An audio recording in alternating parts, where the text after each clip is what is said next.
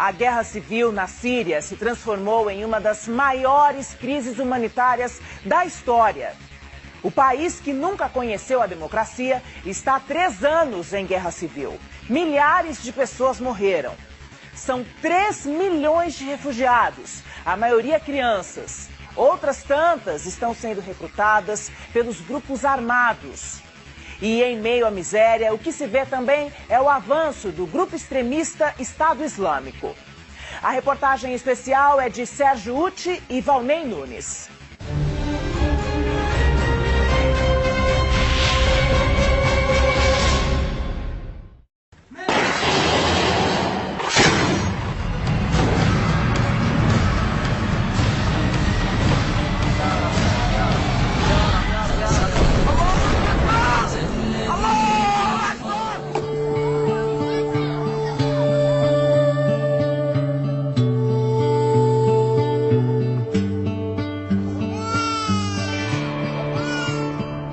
Essa é uma das imagens mais emblemáticas daquela que, para a ONU, a Organização das Nações Unidas, é a maior tragédia humanitária deste século.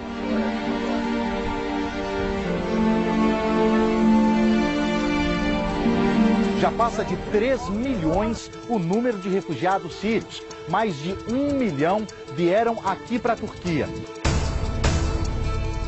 Nós estamos na cidade de Suruç, principal ponto de entrada desses refugiados nas últimas semanas, fugindo do terror do Estado Islâmico. São tantos que as autoridades turcas e as organizações internacionais não têm como atender a todos. E a maioria é mulheres e crianças.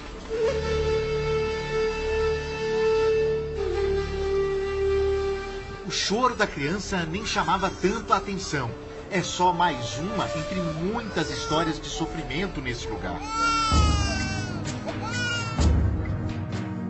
Estamos esperando há 4 dias, sem água, sem comida, me conta o pai. No water, no eating, no... I don't know what. Estamos na fronteira da Turquia com a Síria, em Suruç, no único ponto aberto para a passagem de refugiados, que fogem da crueldade do Estado Islâmico. E aqui o momento em que as famílias entram em território turco. A gente vê aqui as pessoas passando pelo portão. Para essas pessoas, isso significa sobreviver, fugir do Estado Islâmico, que está a menos de 2 quilômetros daqui. Por isso essas pessoas chegam aqui aterrorizadas com o que está acontecendo logo ali.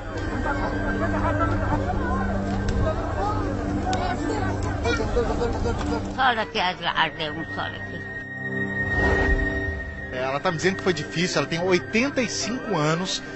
Eles saíram da vila onde eles moravam há 5 dias e desde então estão nessa caminhada para conseguir atravessar. Essa senhora aqui de 85 anos, uma bengala.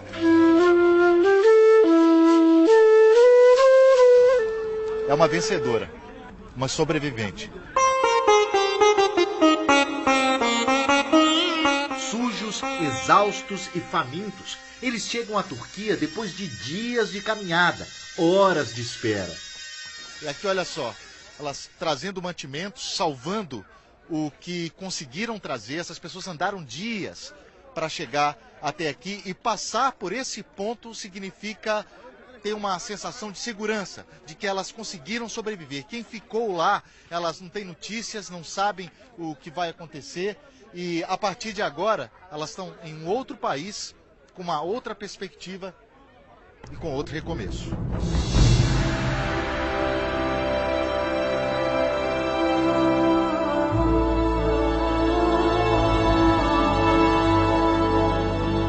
Essa aqui é a Mila, que tem 8 filhos, chegaram agora, acabaram de atravessar a fronteira, as crianças estão visivelmente assustadas e comendo aqui um pouco o que elas podem, tomando água, porque fizeram uma longa caminhada para chegar até aqui, estão aqui comendo o que tem. Essa comida apareceu aqui agora, com um pouco de pão, um pouco de água, é o que eles têm em dias para comer.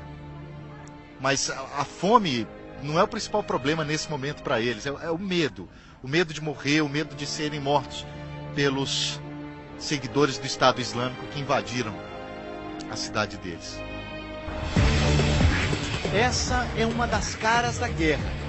Só nesse acampamento são 2.100 pessoas, famílias inteiras.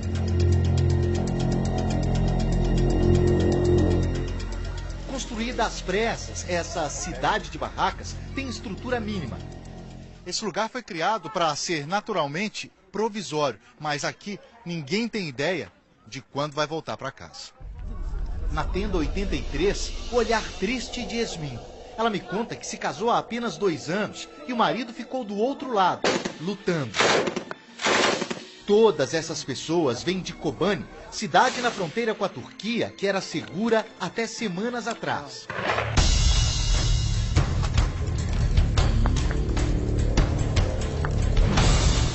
A situação deles é desesperadora. Eles estão me contando aqui que tiveram que dormir 5 noites no chão, no meio do nada, antes de conseguir atravessar a fronteira para a Turquia. E hoje é essa a situação. Eles dormem aqui nessa tenda, 16 pessoas. Mas poderia ser mais. É por isso que Dona Aminé, de 70 anos, chora quando nos conta sua história. O filho dela, Sfá, que é esse moço aqui da foto, que é surdo-mudo, ficou para trás. Ela não sabe o que aconteceu com ele. Não é todo mundo que tem a sorte de ter colchões para dormir. Essa família aqui, por exemplo, são 6 pessoas. Eles têm essa tenda, um colchão pequenininho, mas a maioria dorme aqui, ó, nas pedras. A rotina nesse lugar é de uma espera sem fim, por notícias e pelo próximo prato de comida. Essa guerra tem 2 frentes, uma no Iraque, onde o governo do país pediu ajuda internacional para combater os extremistas.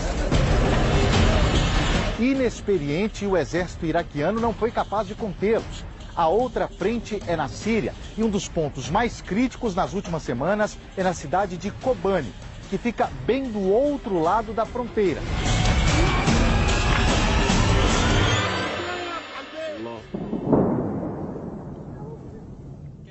Em terra, a guerrilha curda aposta suas últimas forças para defender a cidade. Famílias inteiras lutam para defender esse ponto da fronteira, segundo fotos divulgadas pelo Partido Curdo, que luta por autonomia e acusa o governo da Turquia de não fazer o suficiente para proteger a fronteira, justamente para enfraquecer a causa.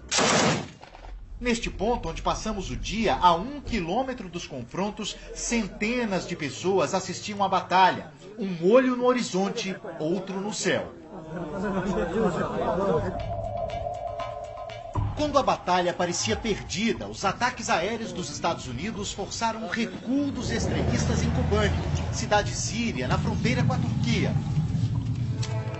Do alto de uma colina, as Forças Armadas da Turquia apenas acompanham o que acontece, o que gerou uma onda de protestos no país.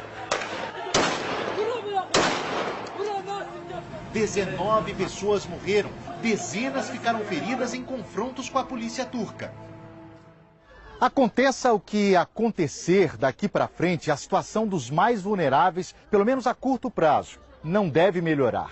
O Estado Islâmico deu uma pequena recuada, mas não deu sinais de que vai desistir dessa região. E quanto mais durar o conflito, mais refugiados vão chegar. E mais difícil será cuidar dessas pessoas. Massacrados, os curdos imploram por atenção, por ajuda. No auge do desespero, Dimar nos conta que perdeu a vontade de viver. Ele está mostrando a família dele para a gente, que está dormindo aqui há 6 dias, ao relento, porque não há mais tendas. Nas 2 semanas que passamos na fronteira, a situação só piorou. Você está disparando bomba de ar lacrimogênea aqui nessa região, tentando dispersar as pessoas que estavam aqui concentradas para irem para o outro lado da Síria, para lutar contra o Estado Islâmico. A gente tem que sair daqui. Mas nada é tão aterrorizante quanto enfrentar o olhar dessas crianças, que de um dia para o outro perderam a casa, a cidade onde moravam. Essas duas aqui têm 14 e 12 anos, fugiram de uma vila que fica a menos de 20 quilômetros de onde nós estamos agora, que já foi invadida pelo pessoal do Estado Islâmico. Elas chegaram aqui aterrorizadas. Deixaram para trás os amigos e a escola para agora gastar energia na fila para disputar uma refeição. Mas não é só de comida e de um país o que elas precisam. É a infância o que elas têm que ter de volta. Ao contrário do que aconteceu no Iraque, o governo da Síria não pediu ajuda internacional, mas teve que aceitar silenciosamente a intervenção dos Estados Unidos e de pelo menos 5 países árabes em seu território. Essa guerra colocou inimigos no mesmo lado, contra uma mesma ameaça. 8 de agosto. Os Estados Unidos começam a bombardear alvos do Estado Islâmico em território iraquiano. Por terra, o exército iraquiano e o exército curdo, que protege a região autônoma do Iraque, formam a resistência. Em setembro, os Estados Unidos começam a bombardear alvos do grupo no território sírio, com a ajuda de 5 países árabes: Emirados Árabes, Arábia Saudita, Catar, Bahrein e Jordânia. Ironicamente, tanto os Estados Unidos como alguns desses países queriam derrubar o ditador sírio Bashar al-Assad, forneceram dinheiros e armas para grupos da oposição, entre eles o Estado Islâmico. No Iraque, os extremistas tomaram posse de equipamentos doados pelos norte-americanos para o exército iraquiano.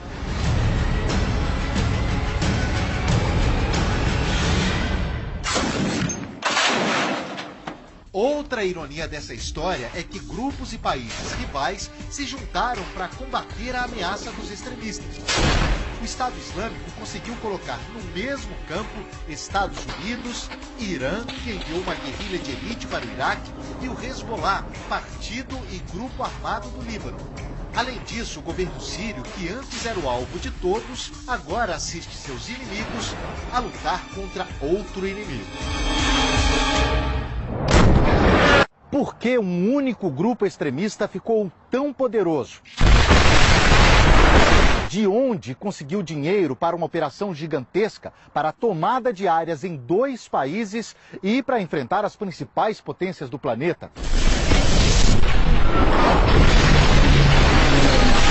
Como conseguiu um exército com mais de 30 mil homens e ter acesso a armas de última geração? O Estado Islâmico é resultado de um mal que as principais potências agora combatem, mas que num passado recente ajudaram a alimentar.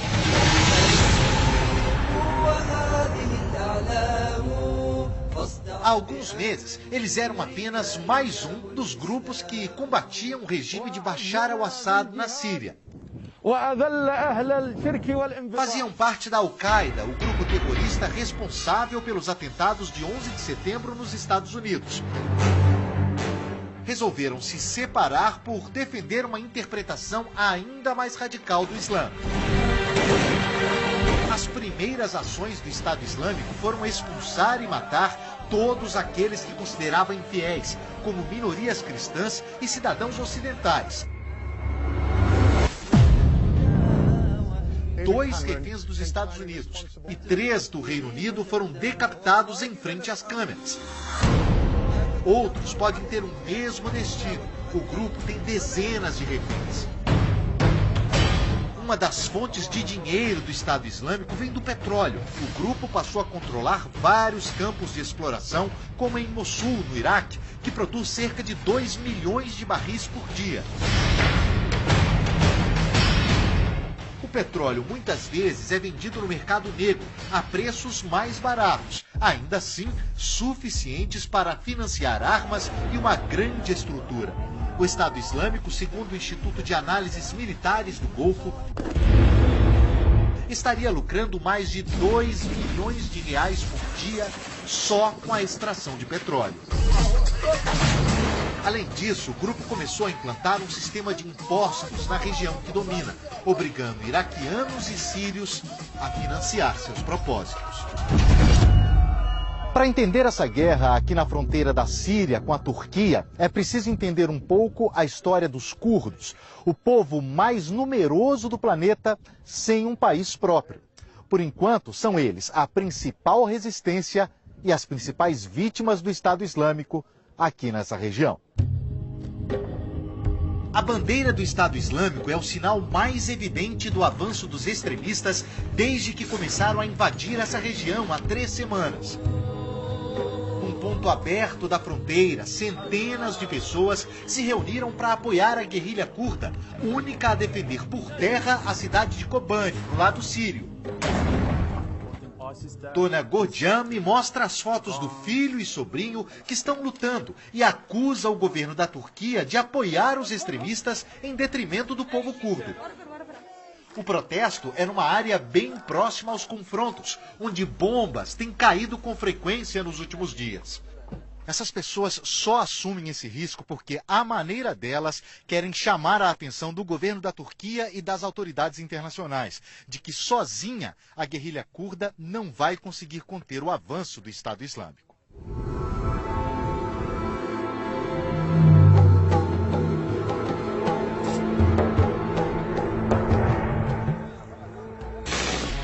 Começa tiro aqui desse lado com essa situação aqui, tiro, gás lacrimogêneo. Protestos, bombardeios.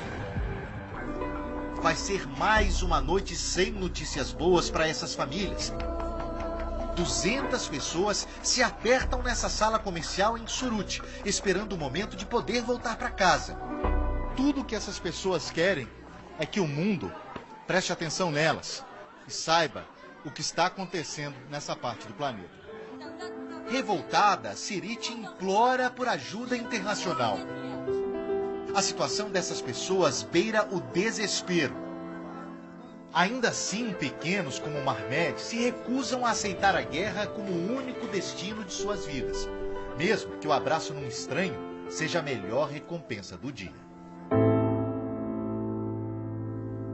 O poder do Estado Islâmico não se limita à imensa área que já domina. O grupo conseguiu recrutar integrantes em dezenas de países de todos os continentes.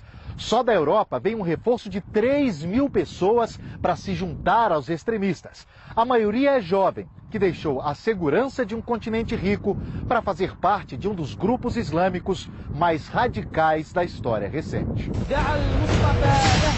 São pessoas de religião muçulmana que deixaram a segurança de seus países para construir o projeto de um Estado Islâmico radical.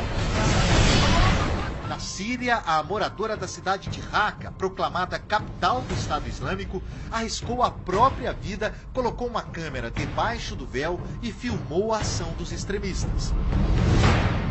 O pelotão feminino é formado basicamente por estrangeiras. Muitas são francesas. Num café com internet, uma francesa diz à mãe que a mídia mente sobre os extremistas e que não pretende voltar à França.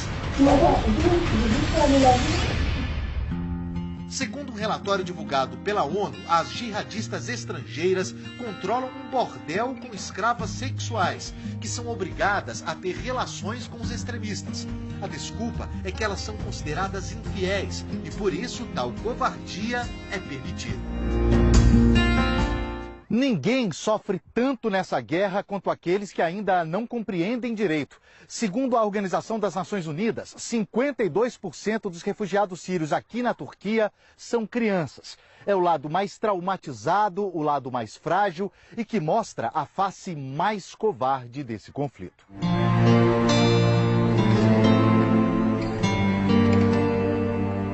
Sim, eles ainda conseguem sorrir, brincar.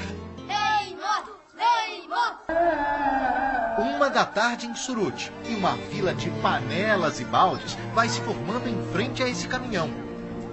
Lá atrás, uma das guerrilhas mais importantes desse conflito já começou a trabalhar. Metade dos quase 1 milhão de refugiados sírios na Turquia é criança. Eles fugiram da guerra do lado de lá, mas aqui enfrentam outra batalha por comida. Esses pequenos soldados chegam cedo para formar o pelotão da frente e garantir lugar na fila. Os óculos não ajudam muito, mas a Shoa, de 15 anos, sabe que precisa chegar até o fim. Ele estava contando pra gente há pouco que esse balde, o que ele conseguir de comida aqui, vai alimentar 17 pessoas da família dele. Histórias parecidas com a de Mahmoud, de 7 anos, que resiste bravamente ao aperto da concorrência e me conta que morre de saudade de casa, do outro lado da fronteira. É de lá que vem Muriá, de 8 anos. Além da comida, ela queria um colchão e um travesseiro. Faz 10 dias que dorme no chão. As mães estão nos acampamentos, cuidando do resto da família ou foram mortas. Essas crianças não têm outra opção. A praça se transforma num grande refeitório. Eles estão tentando organizar uma fila, mas acaba virando uma confusão aqui na frente, justamente por causa do medo das pessoas de não conseguirem comida. E olha só o que virou aqui nesse ponto, que dá acesso ao caminhão onde a comida é distribuída.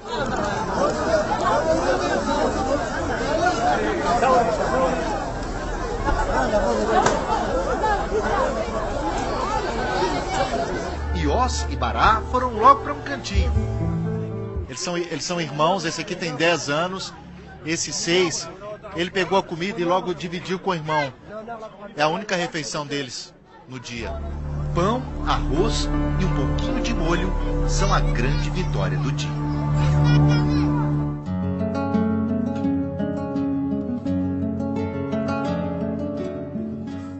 Por trás de tanta brincadeira, há histórias nem um pouco felizes. É por isso que muita gente nessa rua simples de Surute procura o número 35. É a casa do seu Halili. Ele viu a família ficar bem maior nos últimos dias. Ele e muitas outras famílias aqui desse bairro começaram a juntar alimentos, fraldas, tudo que eles pudessem para distribuir para os refugiados sírios que estão aqui na porta dele. Essa casa tinha 5 pessoas morando e agora tem 25. A maior parte dos refugiados que estão aqui na Turquia hoje é criança. Por onde a gente anda, a gente vê muita criança. E eles estão aqui sem casa, sem comida direito. Os pais voltaram, os que vieram voltaram para lutar na Turquia. E eles estão aqui nessa situação, tentando entender o que está acontecendo. Essa é a hora da festa deles. Eles estão ganhando mel, um pouquinho de mel. E olha só a vontade deles. Não é só porque é doce, não é só porque é mel. Muitas vezes é isso que eles têm para comer durante longas horas. Um pouquinho de mel. E não para de chegar criança, né? O primeiro pegou e outros vieram para cá. Eu já contei aqui mais de 30, em menos de 2 minutos. E vieram aqui para pegar esse potinho de mel. E aqui, olha só, as irmãs com os irmãos menores, né? A mãe dessas crianças morreu e essas meninas desse tamanho estão fazendo papel de mães. Sem entender a dimensão desse conflito, crianças sírias acham na nossa câmera um motivo para se distraírem, para brincarem um pouco. Rússia é um pouco mais séria. Aos 10 anos, ela cuida da irmã Mariá, de 7 meses. A mãe dela está nessa mesquita, transformada em acampamento para mais de 300 pessoas, a maioria crianças. Esse aqui é o salão principal, e se a gente passar por aqui, nessa entrada, a gente vai ver que também tem outras mulheres aqui. Espaço apertado para tantas pessoas. Foi lá que encontramos Mona, que tinha acabado de fugir da Síria. A menina de 15 anos tem no corpo as marcas dessa guerra.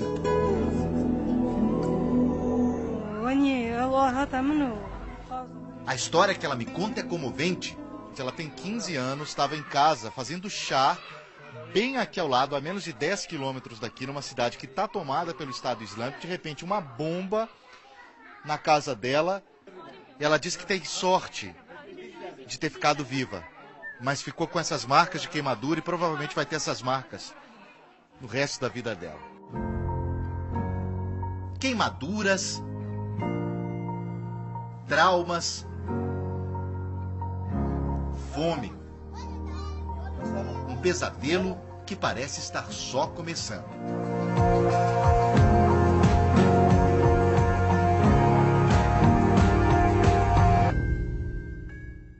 Quais são os esforços do mundo para conter o recrutamento terrorista? Qual a atuação do Conselho de Segurança da ONU? Veja na reportagem especial de Yula Rocha.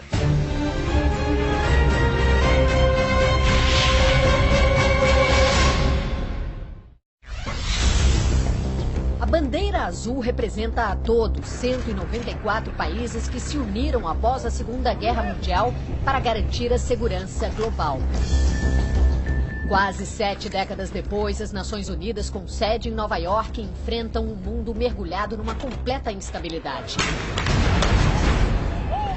A situação caótica no Iraque, a guerra na Síria, o crescimento desenfreado do grupo terrorista Estado Islâmico, disposto a matar e morrer sem piedade. E a pior crise humanitária da história. Durante a última sessão da Assembleia Geral da ONU no mês passado, o que se viu foram nações não muito unidas. O Brasil saiu em defesa de um diálogo para evitar mais derramamento de sangue na Síria e no Iraque. O Reino Unido, a França, países árabes e os Estados Unidos, que hoje lideram os bombardeios, se recusam a conversar com terroristas. Para Casa Branca, os extremistas só entendem a linguagem da força.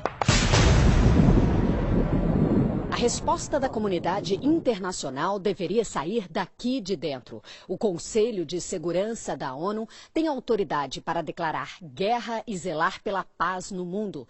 Decisão tomada basicamente por 5 países poderosos que têm cadeiras permanentes aqui dentro.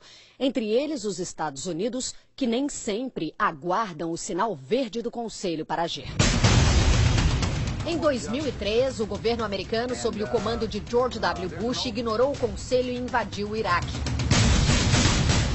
Hoje, o presidente Barack Obama diz que os bombardeios são legítimos, um pedido de ajuda do Iraque. E um direito de defesa a um inimigo, o Estado Islâmico ou ISIS, que é de todos, como explica o porta-voz do Departamento de Estado americano, Justin Thomas. Esse grupo não respeita os países, não respeita os organismos internacionais. Então vamos ter que trabalhar de outra maneira. Uma maneira é através da ação militar. O presidente foi muito claro que não haverá refúgio para terroristas nesse mundo. Onde estejam, os Estados Unidos vai perseguir aos terroristas. Os Estados Unidos apenas informaram o governo da Síria desses bombardeios. O governo da Síria não emitiu nenhum protesto, de uma certa maneira aceitou isso, porque na realidade significa atacar esses terroristas que também são inimigos do governo do presidente Assad. Em um ponto, os 5 países poderosos do Conselho de Segurança concordam. Estados Unidos, França, Reino Unido, Rússia e China aprovaram por unanimidade uma resolução para tentar evitar que militantes ocidentais se juntem para lutar com o Estado Islâmico. 17 mil de 80 países já se radicalizaram. Os Estados Unidos e seus aliados já reconheceram que a guerra contra o Estado Islâmico deve levar anos, o que pode resultar na morte de mais inocentes e no aumento do número de refugiados. Investigadores da ONU já demonstraram preocupação, principalmente com as crianças. O que nós estamos fazendo e temos de fazer é documentar com o maior número de informações essa situação. Mas há outros grupos armados na oposição ao governo do presidente Assad que também têm utilizado crianças, por exemplo, para transporte, para transmissão de mensagens. Isso é absolutamente inaceitável. Elas estão sendo recrutadas para lutar com os extremistas em campos de treinamento, justamente um dos alvos das bombas lançadas pela coalizão liderada pelos Estados Unidos. O Pentágono diz que tenta evitar a morte de civis e contra o ISIS está usando pela primeira vez um caça mais rápido e inteligente, capaz de atingir alvos precisos. O país investiu 67 bilhões de dólares para lançar o F-22 e assim tentar exterminar o poder de fogo do inimigo pelo ar. Por enquanto, por terra, o presidente Obama, que evita usar a palavra guerra, garante que não enviará tropas. Parte da promessa em dar fim a 2 conflitos. Uma resposta aos americanos que enterraram quase 7.000 soldados mortos no Iraque e no Afeganistão. Desde a invasão ao Iraque, a credibilidade do Conselho de Segurança da ONU está em jogo. Muitos países no mundo, entre eles o Brasil, defendem uma reforma. Querem um conselho mais representativo, mais democrático. E o aniversário das Nações Unidas de 70 anos que se aproxima seria uma bela data para comemorar essa mudança. Os Estados Unidos não têm pressa. Talvez uma reforma seja necessária e por isso estamos conversando, dialogando sobre esse tipo de reforma e qual que seria o resultado final dessa reforma. Não estamos decididos ainda sobre qual seria o resultado dessa conversa, mas estamos dispostos a dialogar, conversar sobre reformas nas Nações Unidas. Na Síria, no Iraque, em solo americano. Os Estados Unidos querem combater os extremistas antes que tenham que lidar com um novo atentado terrorista dentro de casa. Nova York já foi e sempre será alvo do terror, que agora atende pelo nome de Estado Islâmico. O grupo promete mais retaliações se o governo americano não suspender os bombardeios à Síria e ao Iraque. As novas ameaças do Oriente Médio não mudaram a rotina da Guarda Costeira aqui em Nova York. Eles continuam em alerta máximo desde o 11 de setembro. Estão de olho em qualquer atividade suspeita para tentar conter um novo ataque terrorista. É a prioridade desses homens que trabalham integrados à Polícia de Nova York, o FBI e o Serviço de Inteligência Americana, me diz o militar responsável. Um trabalho sem trégua, atrás de drogas, armas, explosivos e também na busca e resgate de possíveis vítimas. A operação salva, em média, 3.500 vidas por ano em todo o país. A Guarda Costeira acredita que só a presença constante dos militares inibe quem pensa em agir contra esta cidade, amedrontada pela ameaça de uma outra tragédia. Este é um lugar para refletir sobre o que aconteceu naquele 11 de setembro de 2001 e também para pensar sobre os conflitos de hoje e sobre as consequências que ainda estão por vir.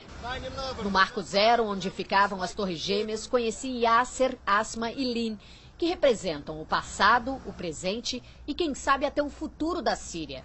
Ele fugiu da guerra em Damasco para a Arábia Saudita, onde conheceu a esposa. Os dois decidiram ter a pequena Lin aqui em Nova York. Como cidadã americana, ela sempre terá a opção de viver nos Estados Unidos, um lugar mais seguro do que a Síria de hoje. Mas Yasser espera mesmo é voltar para casa e com a família toda, reconstruir o próprio país. Como milhares de sírios e iraquianos, Yasser quer de volta a paz. Evidentemente que o melhor seria que o conflito terminasse e que as famílias pudessem voltar. Quanto mais continuar esse conflito armado dentro da Síria, mais sofrimento no futuro para essas crianças.